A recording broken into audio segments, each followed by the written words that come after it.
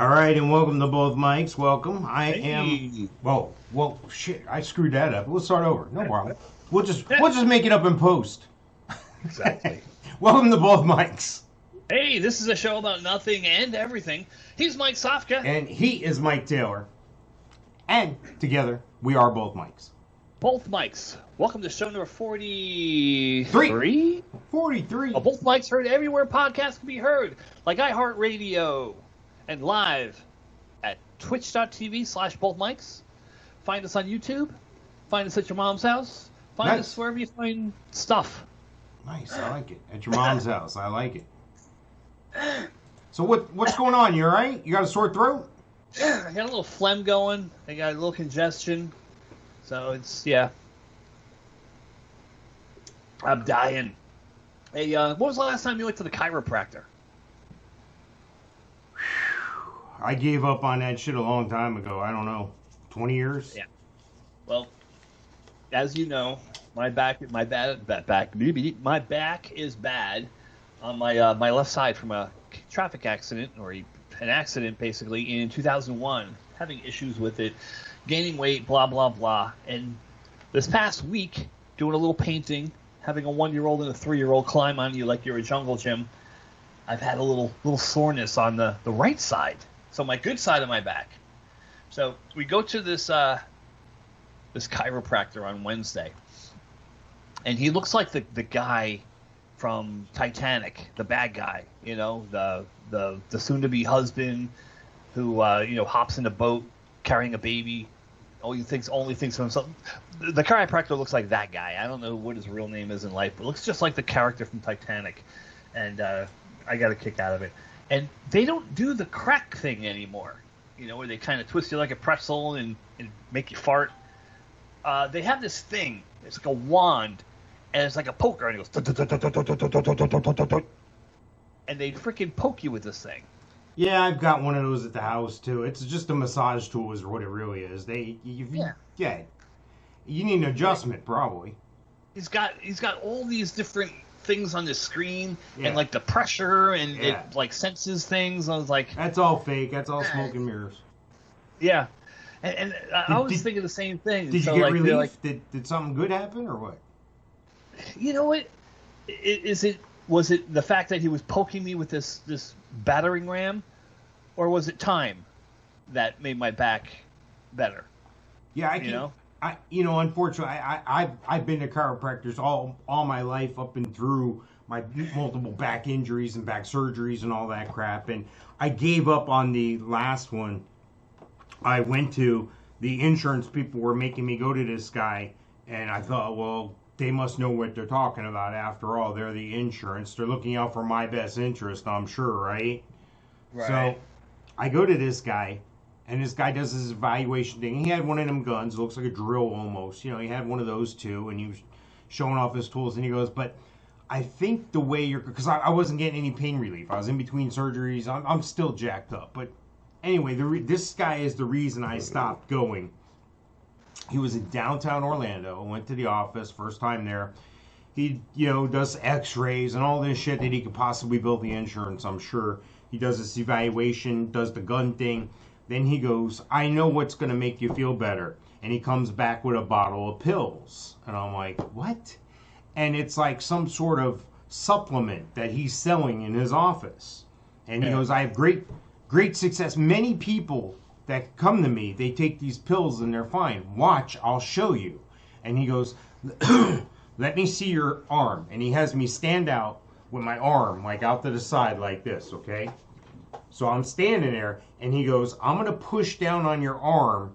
Great, now I lost my focus here on the camera. He goes, I'm going to push down on your arm, and I want you to prevent me from pushing down on your arm. And I said, you mean push back? He goes, yeah, I'm going to push down. You try to push up. So he's got both his hands on my forearm, and I am pushing my forearm, trying to push my forearm up, and I can't do it. He's pushing too hard. So he goes, watch this. And he puts the bottle of pills in my hand, and he goes, let's try that again. And of course now, magically, I'm able to push his hand right up off me because I'm holding this bottle of pills. So I should buy these pills because obviously it's good for me. You saw what they just did in this experiment. You're pulling my leg, right? No, this really fucking happened, dude. This really happened. I was like, I'm looking around like, is there cameras or something? What's going on here? Yeah. I got a bridge. If you want to buy a bridge or some beachfront property in Nebraska. So I tell my brother about this story, right? And he's like, no way. He had the same response you did. No fucking way. No way that happened. So a few years later, we go to Omaha, Nebraska. My brother and I make a trip. The Gators were in the College World Series. Ended up losing, but whatever. It was a good time. It was a good trip. Lost a job over it. Got hired back when I came back. Everything was good. We're on this trip. And my brother remembers me telling him this story. And we're with this guy who, let's say he's a little bit suspect in my mind's eye as far as the intellect level. I'm just going to leave it at that. I doubt he's watching, but I just don't want to, look for trouble here. Anyway, they're selling like the booths and the concessions and everything that were outside this place. The next day, a lot of them were packing up and leaving. And a couple of them were still open and they're selling stuff. And it's not just all College World Series stuff. This guy has those, do you remember those copper bracelets or those little bracelets where you wear the 2 bumps down on one wrist and the 2 bumps up on the other wrist and your polarity and your positive and negative? So this guy has this exchange with this vendor about those things and he does the exact same friggin' trick. I was taking pictures of it where he did the arm thing with, oh, you can't push up your arm. Now put this bracelet on. Oh, look, you can push up my arm there. Yeah, buddy. It's a carny thing. Jesus. That's the thing that I think I remember seeing something about. It was, like a bracelet or something. Yeah. So there's my chiropractor story. Sorry about that. Didn't mean to squash your thing. Around here somewhere. Are you feeling better? Are you feeling better from going to the chiropractor? Yes, but is it because it's been 2 days? I went it started over the weekend. I painted on Saturday. Sunday I was going to finish painting, but I decided not to because my back was starting to hurt a little bit. I didn't want to overdo it. 10-foot ceilings in this freaking house. I got to reach some, I'm over the bathtub and I'm on a ladder and everything else reaching. So Sunday, I'm like, I'll give it a day or two, and I'll finish painting then. Monday, Tuesday, it got worse. Wednesday, I could barely get out of bed. I'm rolling. I'm having my 3-year-old freaking push me. And so went to the chiropractor. Made an appointment. Got in. He did his voodoo magic. And then he said, later on, and this is always funny. He's like, later on today, you're going to feel worse. Yeah. But tomorrow, you're going to feel better. Yeah. Well, yeah, because you just freaking jacked off all over me. And, so I did feel worse that night because he was poking and prodding. And then the next morning I felt better. And all right, yeah. And then the day went better. Today I feel a little better than I did yesterday. But, and it's always the thing. It's like, when you have a cold or something, you go to the doctor and you get in the doctor's office, you're like, I feel fine. Yeah, I feel better than I did yesterday. I'm on the mend. Get them at the doctor. So, is it the voodoo magic that he did yesterday or on Wednesday? And actually today again we went because we made another appointment. That's where they get you. You're coming back for more. Yeah. So $120 later. Jesus. And my incredibly disgusting, horrible, worthless health insurance with my $4,000 deductible covered none of it. Thanks, Obamacare. Yeah. Buddy, insurance is such a friggin' scam. It's all a scam. It's all smoke and mirrors. It's just like the pill guy. The insurance was sending me to the pill guy. It was like an inside racket or something. Yeah. Well, and then they, the company I worked for, horrible company. I'd rather call Make It Through Glass. Nice. They give you an FSA, or HSA, health savings. Yes, I have one of those. Yes. And they throw a couple bucks in there for you, like $375. Oh. So, well, I'm like, fantastic. Sure. So I went to the dermatologist a couple weeks ago and saved the receipt and took the receipt and sent in the receipt. and they rejected the receipt and said, no, we're not paying you the $60. I got new eyeglasses. I'll be getting those probably on Sunday or Monday. I got a call today saying they're ready. Yay! $198.98 for Don't they give you like a card, like a Visa card to use? Yeah, no.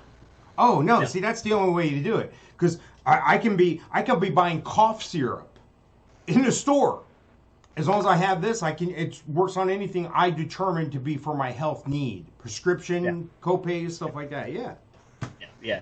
This one is like a fake one, obviously, because I put in my my claim for $199. Yeah, no, sorry. Wow. We're not gonna. And now $120. I'll have to submit this one, and they'll be like, yeah, no, sorry. So, what a complete pain in the ass. Wow. Not fun. All right, I think it's time for our alien update. Uh-oh. Bug-looking alien! Where? Warning! Alien approaching! Warning! Biophysical experiments extremely dangerous for Earth people! It's a pretty good robot. He's a little bit of an alien, too. But I think he's an alien. You could be an alien robot, right? Like, not all robots are domestic. I computed the aliens. They are capable of sinister and dangerous acts. You weird alien man!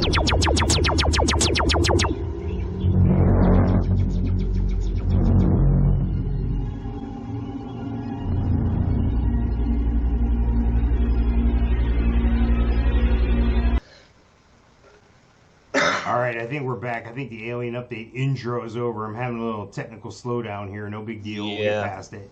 But hang on, let me pop myself back up on the screen here if I could do that somehow real quick. There I am.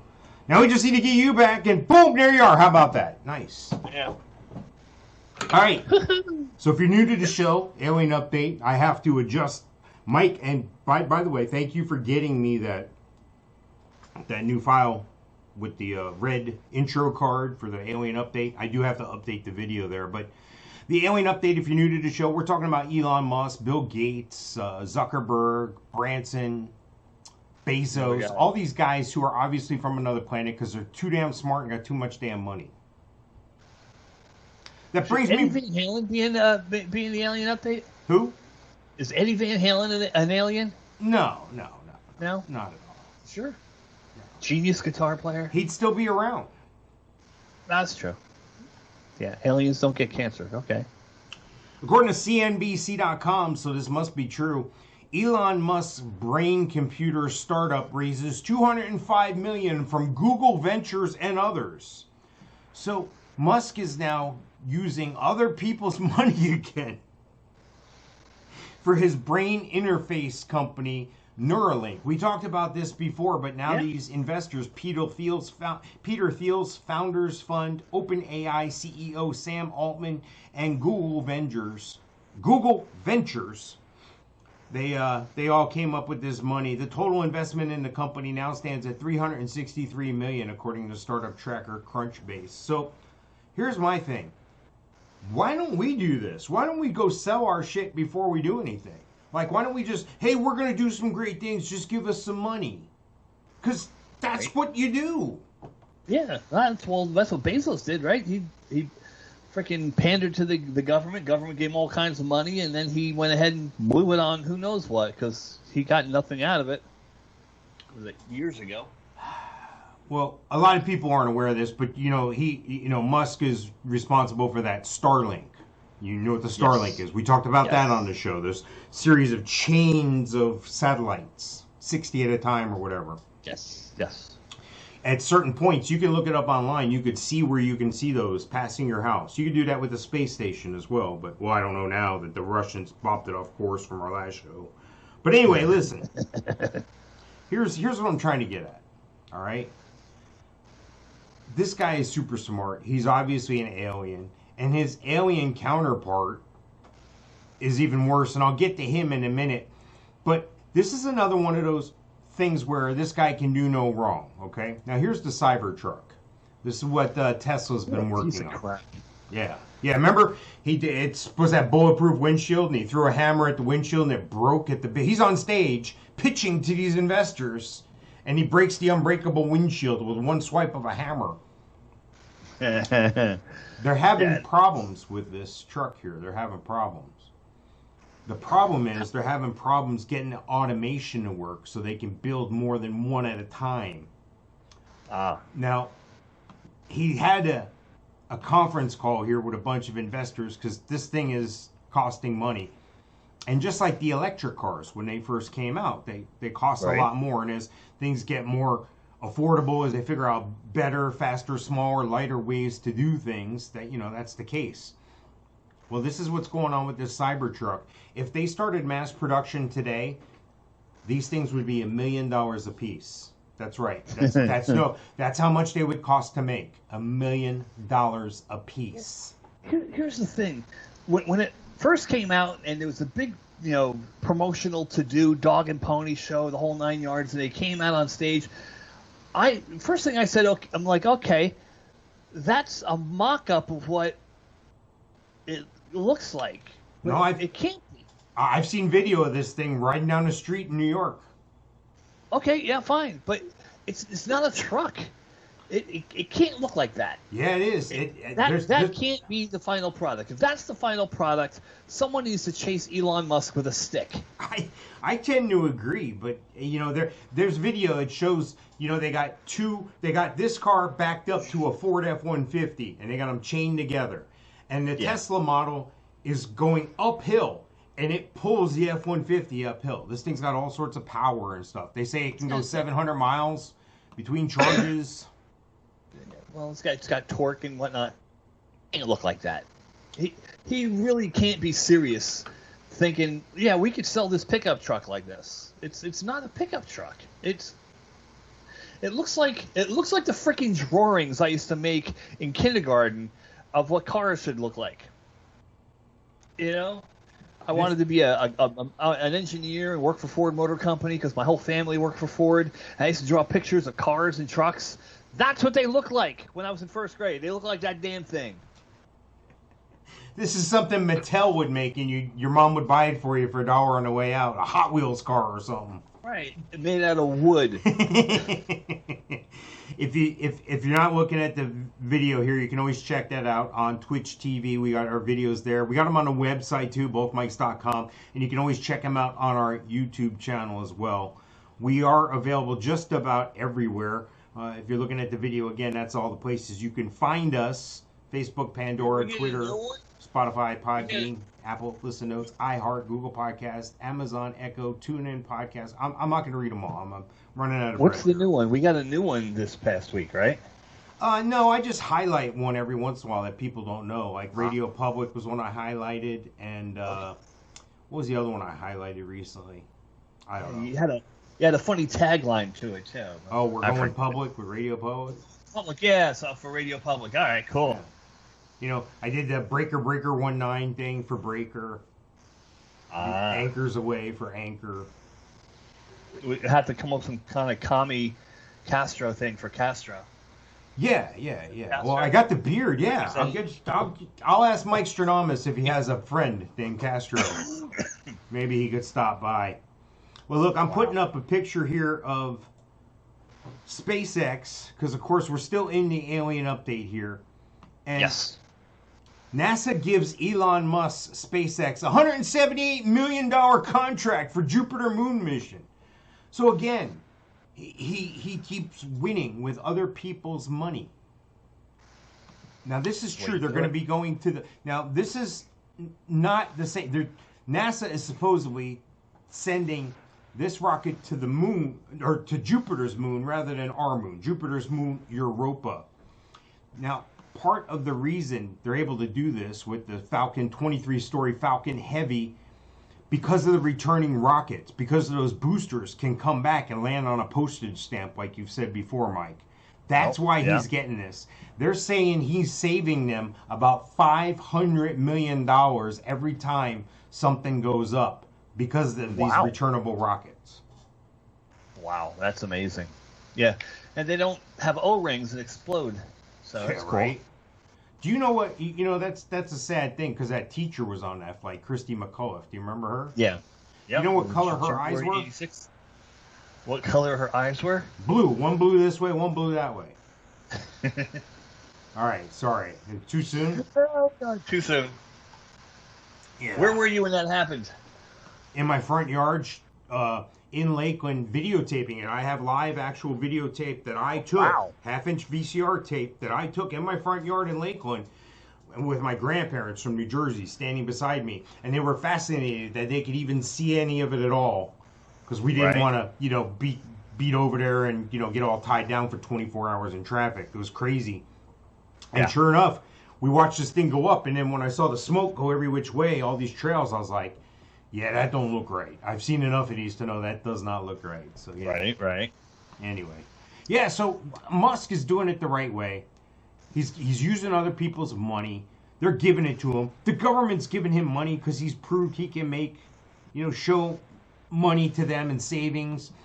Well, his buddy Bezos, who's obviously an alien as well from a different race. See, I think Bezos is a reptilian, and I think Musk is more from Pleiades. He's a Palladian. So these are true. You can look these terms up, and you'll see why I say that. There's like a bunch of different races of aliens here, and well, I got a picture of Bezos up with his blue origin. Well, Bezos did what Bezos does, and he's crying about Musk. He challenged the government about the lunar landing program, the thing we just talked about. And they were like, he's saving us like $500 million every time when he... Well, that's not fair. I need to have my turn. Really? Yeah. Take his ball and go home? Yeah, Take so... his blue ball and go home? And then Musk is trolling him on Twitter. Twitter? Like he puts a reply up there with big muscles, showing he's got it, and Nice. Bezos doesn't. Wow. Well, Bezos blew a lot of money and has no return for it. So I could see, the government can't be stupid all the time. So No, I think you're wrong there. I think they're stupid a lot of them, most all the time. But remember, Right. I mean, this has been twice I've almost ripped into the Mike-isms, but those are the first three. Everything's fake. People are stupid and don't trust anybody. I mean, that's what we're dealing with here. Crazy Exactly. stuff. So there's another SpaceX, and like I said before, Musk is saving $500 million every time a rocket goes up because that's what he does, all right? Cool. And we talked about Bezos being jealous.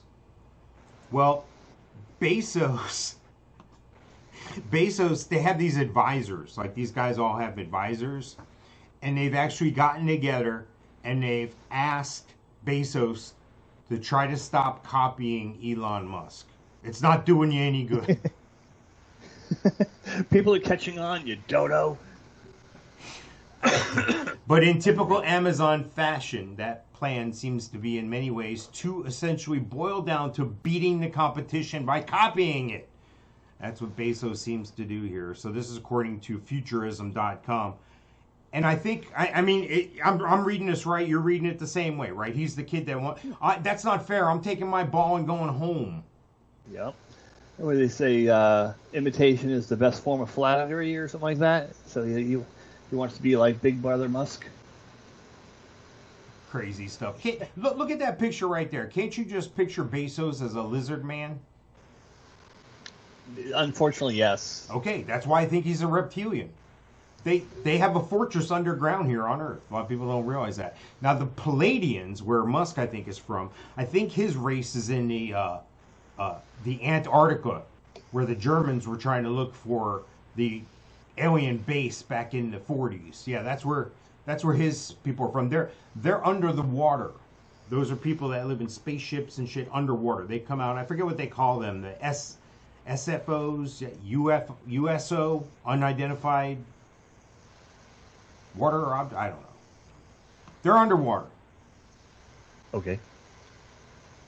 Lots of crickets. Everybody thinks I'm crazy. That's all right. When the shit hits the fan, you'll be going, God, that last thing that's going through my mind, I realize it's my asshole from a laser being shot at me by an alien, but that fucking Mike was right.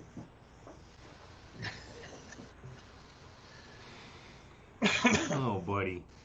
I got one more thing here, and then we are due to have our friend Mikestradamus here. He is en route, so I do want to touch on this one more thing here. Porche. You familiar with Porche? Yeah. Do you say it Porche or is it Porsche? I think it's Porsche. Okay. I think it's Porsche too. I think the car is Porsche. The stripper is Porche. Okay. All right. I didn't know this, but Porsche owns Volkswagen. Yes. According to CNN.com, the Porsche dynasty is taking on Jeff Bezos and Elon Musk in space. So we're adding another alien to the mix here. The Porsche family, the family holding company that controls Volkswagen Group, is the latest big investor to bet on space's crucial role in developing future technologies. The company, controlled by the Porche and Piaget family that turned Volkswagen into a global powerhouse, on Wednesday unveiled an investment into Germany's Isar Aerospace, a space startup attempting to rival Bezos' Blue Origin and Musk SpaceX with rocket production and satellite launch services. While Blue Origin and SpaceX are backed by billionaires and already racing ahead with manned space missions, Isar Aerospace believes it can compete in the growing market for launching small satellites into Earth's orbit. It's planning its first test flights for the year. We may need to add a new alien. That picture there on the video is what one of their concept vehicles called. That's a Isar Aerospace something. It looks like a Tylenol capsule. It should say Tylenol down the side of it. So this is the new airline industry. This is the explosion of airlines back in the day with TWA and Eastern Airlines and all these other companies. Pan Am. Yeah. Great, I lost my train of thought. But, yeah. So the Porsche family, which owns Volkswagen, which owns Audi, and a bunch of other car companies all in one. All right, well, you're putting the brakes on the show. Thank God our buddy is pulled up here right now. Uh-oh. You know who we're talking about. My friend Mikestradamus. So I got to go get the door. And I got to get some envelopes. Oh, you have something for him? I have the envelopes right here. All right, hang on a second. I'm going to go get Mikestradamus in the studio. I'll be right back.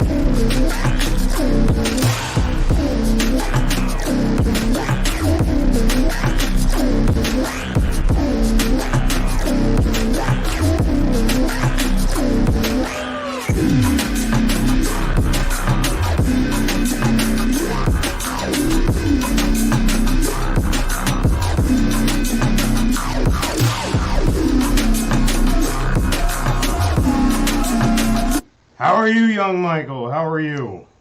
Mucka-lucka-hi, mucka-hiney ho. Mikestradamus. It is good to be here. Ladies and gentlemen, wow.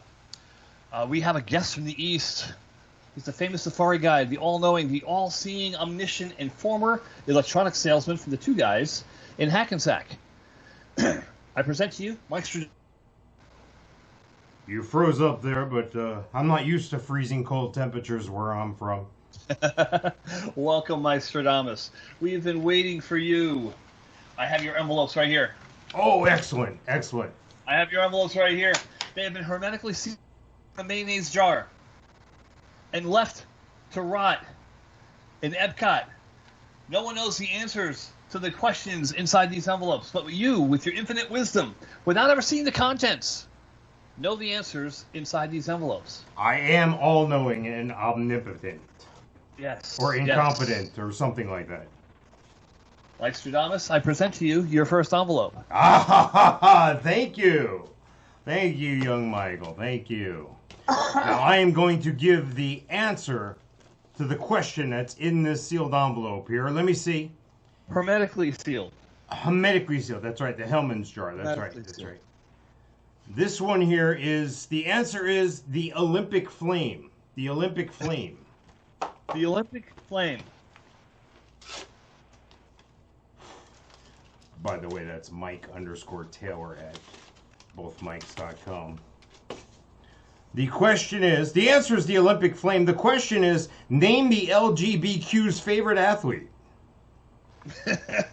The Olympic Flame. Ah, yes, yes, yes. May you be the queen of the Fantasy Fest parade in Key West. Yes. You have another question for me. I have your next envelope right here. Ah, thank you. Let's see here. The answer to the question is the Minor Bang Theory. The Minor Bang Theory. The Minor Bang Theory. Again, Mike_Taylor at bothmikes.com. The Minor Bang Theory. Name Jeffrey Epstein's favorite sitcom. The Big Bang, the Minor Bang Theory. May Linda I Lovelace. I get it. May Linda Lovelace attend your next weenie roast. Oh, jeez. Mikestradamus. I have your final envelope. The right final here. envelope. Thank you. Thank you. Thank you. The final envelope. The final. Answer is, well, shit, that didn't work. Well, shit, that didn't work. Exactly. What will my last words be? Now, Michael, I'm going to bid you adieu. May your friend be there. May your friend be there when it's time to hold your beer. And don't forget, we need you to put a Both Mics sticker on your magic carpet. I will do that. I will. That is great news. I will discuss it with the intern Karen on the way out. I think she's sweet on me. Ciao. Young Michael, you have a great day.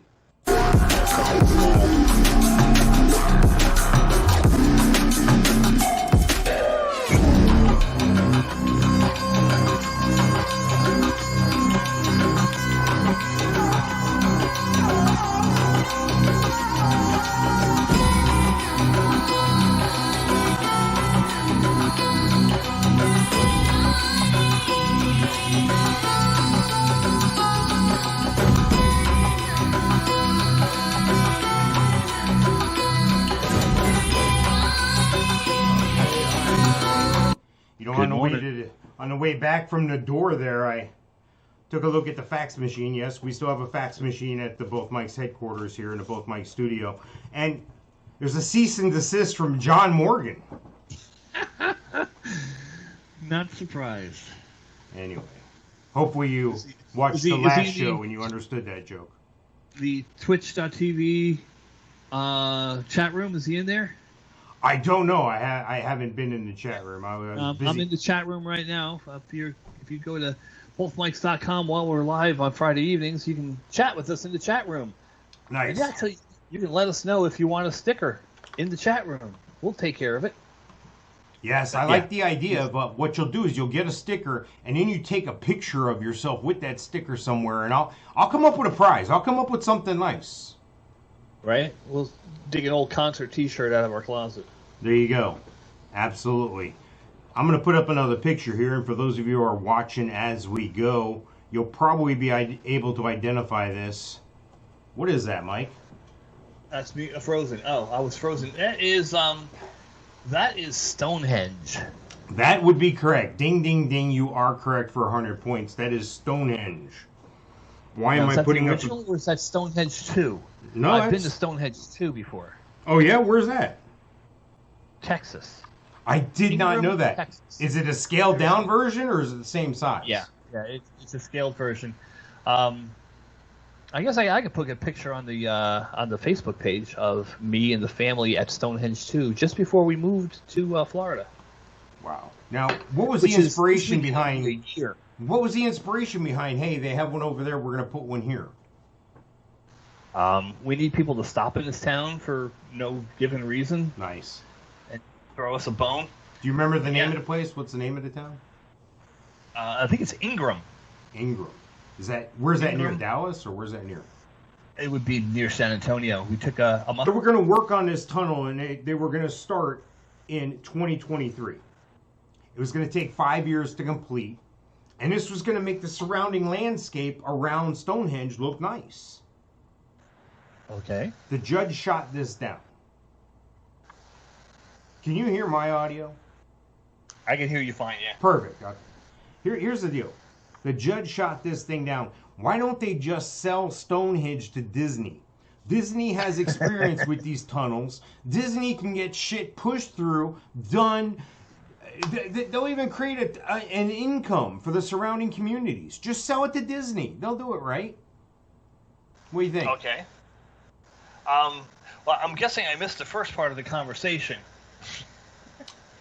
Well, there was What a tunnel? ruling in England. There's this road called A303, and that's the main road that runs nearest to Stonehenge. And apparently this is a major thoroughfare from people traveling from the southeast and the southwest. Thousands of people use this thoroughfare every day. And now they're saying they wanted to build a tunnel to not ruin the aesthetics of the Stonehenge, yet to create more flow and better traffic. And, you know, they need to expand the highway. So they're going to build a tunnel. So I said, now that a judge has said, yeah, even though you say you're going to build a tunnel, I'm saying you're not. So I said, why don't they just do this and sell it to Disney? Disney will figure it out. Yeah, well, Disney will put a gigantic parking lot there and a monorail and a tram that holds 210 people.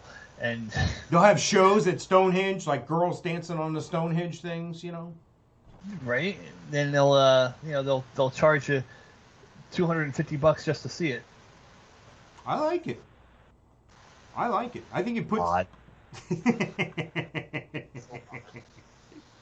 I got another bee story for you. On our last episode, we talked about the bees, and they're going away. Right. Whoever came up with this idea is like me.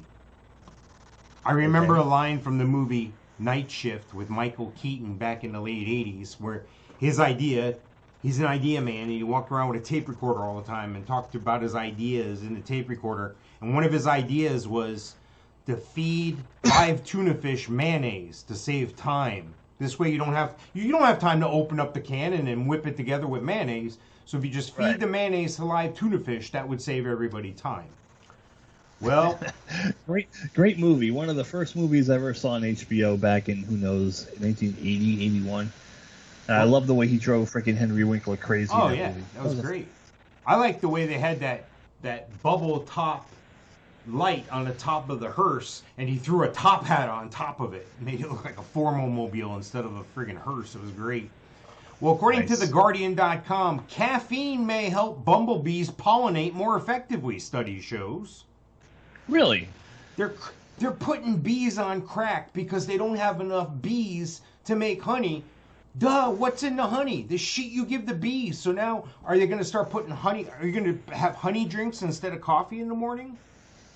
Right. Where do you find these stories?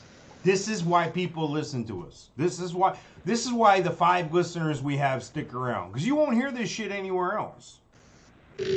Unreal. I went to our medicine cabinet the other day, and when I was painting, and I took the medicine cabinet off the wall so I can get in the corners and all that stuff. And of course, you empty the medicine cabinet, you find these little prescription bottles from, who knows, 2016, and I wonder if these are any good still. Let me try one. Well, yeah, besides doing that, I crush them up and snort them now. Perfect. It's more effective. Perfect. Roxy. I like it. So, 2016 expires 2017. I look at it, and I'm like, what do I do with these pills? You're supposed to, recycle them now and send them to the pharmacy or whatever. Why, so they can redistribute them? I don't know. But you can't flush them, right? Because now, like, the water system will have, like, thyroid medicine in it. Do you still have them? No, I flushed them. Nice. So there you go. You've just committed a crime. Thank you. Whatever. Is that a crime? I don't know. I don't know. I was going to say, next time you have a question about whether you should throw medicine out or not, just send it to me. I'll figure it out. Oh, yeah. You know, the Oxy I keep in the medicine cabinet. I have a bottle with one left, just in case I need it. Actually, I might need it for my back tonight. That and a beer will do it. But, yeah. Are you, like... I went to Brenda. I go, do you need these? And she's like, no. And she's like, I'm saving them so that like we can like recycle them properly. I go, well, when's that going to happen? This bottle says 2017 on it. You know, expires 2017. So I took it upon myself. Down the shitter, flush, away it goes. So with people doing that with all their medicines, what's our water table look like? You know? And then I was like, well, how about the people back in the day, like in Miami or whatever, being busted for coke, and they're shoving like a kilo of coke down the toilet. Caffeinated water. They're flushing cocaine down the toilet. And I'm like, imagine what the sewers look like. You know, no wonder there's freaking Ninja Turtles down there. Those turds were moving fast. Yeah, I wonder why there's freaking talking rats and pizza eating turtles in the freaking sewers. So this is what they've done. The study was designed to evaluate whether the bees can be primed to target specific odors. In order to do this, the researchers concocted a special blend of caffeine, sugar, and a specific target flower smell, the scent of strawberry flowers, they wanted their bees to find, and wafted it through the nest. The bees were then let loose in the lab, where robotic flowers were either doused in the target odor of the soft, citrusy notes of linalool, a compound not present in strawberry flower. Anyway, they did this test, and the bees, they're training the bees on caffeine to do this extra pollination extra fast. It's crazy. I say just make the bees into robots. You can already do stuff like that with drones, right? You can have all these drones working together in sequence. If we're running out of bees, why don't somebody like Musk or something go rob the government of like $200 million?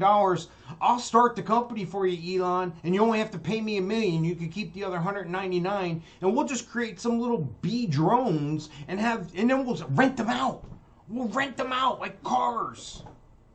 Right, and at night we can do like those fireworks shows they do now with the drones.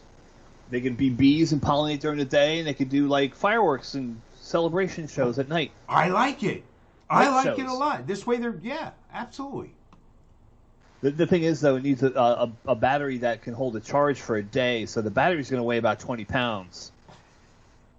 That's all right. We'll have some Amazon drones carry them around. There was a story on the news, local news here. A guy in I don't have a picture of this. I wasn't prepared to talk about it tonight, but I did see it, and I almost put it in our rotation for tonight. A guy in Lake County. I lived in Lake County. I know Lake County is a cool place. I like it a lot. I'm thinking about moving there. There's two Lake Counties. There's South Lake County, and then there's North Lake County. So yeah, I'm talking North Lake County here. Guy in Eustis shoots down sheriff's department drone in his yard. Wow.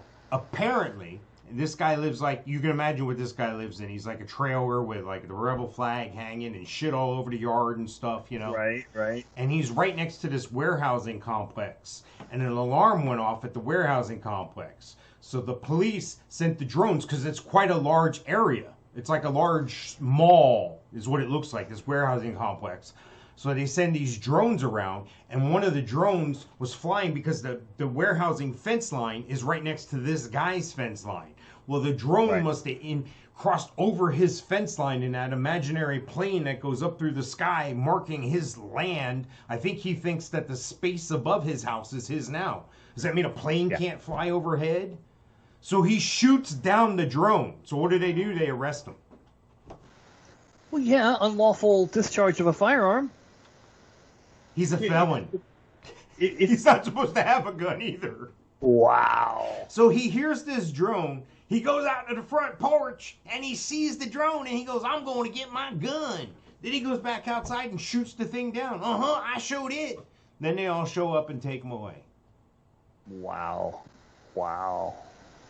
And Wow.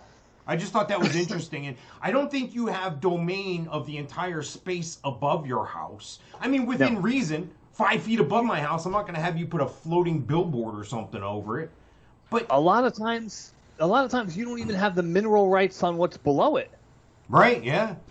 So in some aspects you do, some aspects you don't. You might not have the mineral rights below your property. So if they find oil on your property, guess what? They can take it from you. That sounds like the government. Yep. Yep. So, wow.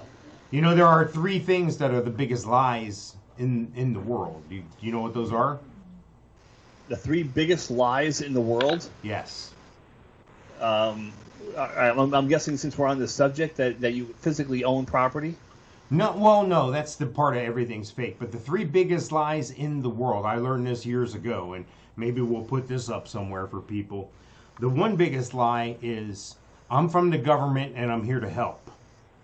You hear that, you know it's total bullshit, okay? The other 2 are the check's in the mail and I won't come in your mouth. Anyway.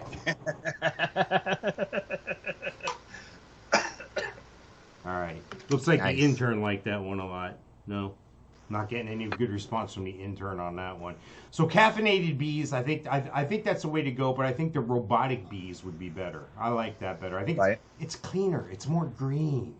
Well, and the thing is, like we've discussed in the past, when we were young, and they said, if you could dream it, you can achieve it. Well, yeah, but no, I can't see. But with enough time, if you can dream something, you can come up with it. Like, the technology's there. It just needs to be reduced to the size of a bee, and then it can happen. Well, sad news this week. There was some deaths. One of them was Dusty Hill from ZZ Top, and the other one was this gentleman here. Do you know who that guy is? Oh yeah. I don't know his name. Ron Popeil. Yeah, he had an invention. Wasn't he like the toaster oven guy or something? He was the consummate TV pitchman. He was like the first infomercial guy. He was like the first Billy Mays here. He was like that guy. Yeah, before Billy Mays was Billy Mays. Yeah, and before what was the other one? The guy with the German knives. And I don't know his name. Slap Chop. He had the Slap Chopper. It's made in Germany. You know they make good stuff there. God. What else? This guy Ron Popeil pimped a food dehydrator. He pimped the egg scrambler. He did Mr. Microphone. Remember that in the 70s? Hey, good looking. We'll be back to pick you up later. Used to have this microphone. That was the 70s? I thought that was the 80s. I can't remember. I was on drugs the whole time. It's the microphone. Look, you would drive in your car and you would whip out this microphone with a little thing, and if you tuned your station to your radio to a certain station, your voice would come out over your speakers. And the same thing, we used to have boom boxes, little radios that you would carry around with you, and you'd have the microphone, and you could sing into the microphone, and your voice would come out over the radio. I had no idea that's how it worked. Yeah. Wow. Yeah, and the commercial, they showed this girl walking down the street in her Daisy Duke shorts, and a car pulls up next to her at the red light, and it's a convertible Mustang, and the guy looks at the girl, and she looks at him, and he picks up the microphone. He's like, hey, good looking, we'll be back to pick you up later. I used to have a CB in mine, and there was a jack for auxiliary speaker, and of course I would run it out through the firewall and have a speaker under my hood and drive around and talk on the CB. Be like, kids on mopeds would be going down the street and like, hey, you on the moped, pull over. And these kids would be pulling over thinking I was a cop. And, yeah. See, I've seen this guy's stuff before, and I've seen he had the Vegematic, the Pocket Fisherman, wow. The spray-on hair. Oh, God. The spray-on hair. The Showtime rotisserie and the barbecue. This guy made me want to do this as a job. And every once in a while, when they used to have flea markets, I don't know if they still have flea markets anymore post-COVID, but you'd have a flea market, and there'd be somebody in this flea market with a booth selling knives or some sort of kitchen gadget, and they'd have that wireless headset thing, and they'd be demonstrating and cooking shit and selling shit, and hey, I'm the what's it, like a snake oil salesman type guy selling the product. Yeah, they're at the Home Expo, the Home and Garden Expo. You'll find them there now. The flea markets are gone. The latest one in St. Augustine, gone. He had a couple months ago. He had actually around Christmas time.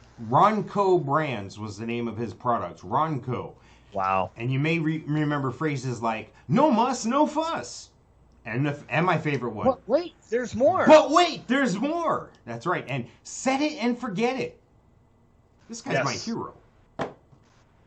86. Yep, that's the one I remember, was to set it and forget it, and that was like some kind of oven device that he had. It was weird. He was. They even made a joke about him with Dan Aykroyd in '76 on Saturday Night Live with the Bass-O-Matic, the thing you would blend your bass in a blender so you could drink it and not clean it. Funny. The Chop-O-Matic, the Veggie-Matic. Wow. He had an autobiography in 1995 called The Salesman of the Century. 86 years old. Yep. Can't live forever. He says every morning he bought 50 pounds of onions, 50 pounds of carrots, cabbages, as well as 100 pounds of potatoes, and by the end of a 12-hour day, he had sliced and diced through them all. Okay. I know. What do you do with all that shit after you cut it? Now what? Right. I can cut 100 pounds of potatoes. That's great. Now what? Right. There's only so much you can eat. Oh, wait. He had the Popeel pasta maker. My mom had one of those. I remember that. Seriously? She bought... Oh, man. Are you kidding me? She's got the Margaritaville margarita machine. All you have to do is you have to pour in the ice, the tequila, the margarita mix, then you have to hit the button. We got one too. See? Now, does yours have the optional salsa dispenser on the top? Salsa dispenser? Salsa dispenser, so you can have chips and stuff with your margaritas. Oh, you got to get the upgrade. The upgrade. You got that, so you have the old one. Actually, ours is pretty new, and those things get real freaking expensive, dude. I spent a small fortune on this damn thing. I know. And you know what's messed up? If you go on Facebook Marketplace and put in Margaritaville margarita machine, and they're a dime a dozen. Yeah. Yeah. $10. You can get them. I wouldn't say $10, but you could probably get a nice $400 margarita machine for $100. He also pimped the inside the shell egg scrambler. It would have a little pin on this thing. You pop the egg on it, would scramble the egg in the shell so that when you open it, it was already scrambled. Right, but you poke a hole in it, and where's that eggshell go? It goes inside the egg. So you're picking eggshells out. I remember one of these gadgets, dude, back in the 70s, and it was to promote or to unfreeze your car locks. And you took this long hose, which looked like a hose that you just get at Home Depot, and you put it on your tailpipe. And then you walked it around, and it had a little wand and a handle, and you can unfreeze your locks so you can unlock your car. The only problem is that you need to start your car to get the exhaust to come out of the tailpipe so that you can unfreeze your locks. But your car's locked. So... Popeel had the electric food dehydrator for making banana chips, dried apples, and beef jerky. He said, quote, "I love beef jerky, but you can't find good homemade beef jerky." He sold more than $100 million worth of the machine in 2 years. And 3 people used it. Fucking crap. He followed the lead of K-Tel, a company developed by Canadian pitchman Phil Kives. Ronco sold millions of compilation recordings of classical music, disco, soul, and military music in the 70s and 80s. And it wasn't the original artist. And my grandmother bought me a K-Tel record of various artists. And all this music from the 70s, cool music, but it wasn't from the original artist. So like when you hear the original artist on the radio, you're like, wait, this is not the original artist, even though it was the original artist, because the people on the K-Tel record was not the original artist. Yeah. It's the modern, or the old version of, what is it, that Now CD? Something Now? Yeah. 73? Yeah. Jock Jams. Yep. So, the one more product he had, the most successful product of all time, the Showtime rotisserie. I know my mom has one of those too. She probably has 3 or 4 of them actually. He developed the oven without focus groups, a marketing campaign, or research staff, except for friends who ate the chicken he made and helped him tinker with the electronic innards of the machine. They sold more than 1 billion with a B of these. Showtime rotisserie. 1 billion units? No, $1 billion worth of units. Oh, $1 billion worth. Okay, I'm like, 1 billion units? You have to sell it to everybody. Everybody gets 3. Well, look, we're near the end of the show here. We need time for our shout-outs. I want to give Ron Popeil a shout-out, and Dustin Hill, of course. And anybody you have a shout-out for, Mike? Yeah, the poor guy from Slipknot, the drummer. He had a rough life, too, and passed away, I think, yesterday or the day before. So, you know. And, of course, Jeff LeBar, we talked about last episode in reference to the tantric shirt. Yeah, life is short. You have a stained shirt on. Okay, why am I thinking I always get stained and tantric confused. No, you're thinking of Days of the New and tantric, maybe. I don't know. Yeah. Stained has, what's his name as a singer? Aaron, Lewis, who's now country. Yes. Yeah, look up Aaron Lewis, his song Afraid. He did a country version of the Motley Crue song Afraid from the Generation Swine album. Came out pretty good. Yeah, I had it confused. Last time we were talking about Jeff LeBar's son, Sebastian LeBar, and Ian Karabi being in Stained. No, they were actually in Tantric. Tantric. I take all that back. I apologize, and fuck you. Nice. All right, we are out of here. We are out of time. I look forward to seeing and talking with everybody next time. See ya. Wouldn't want to be ya.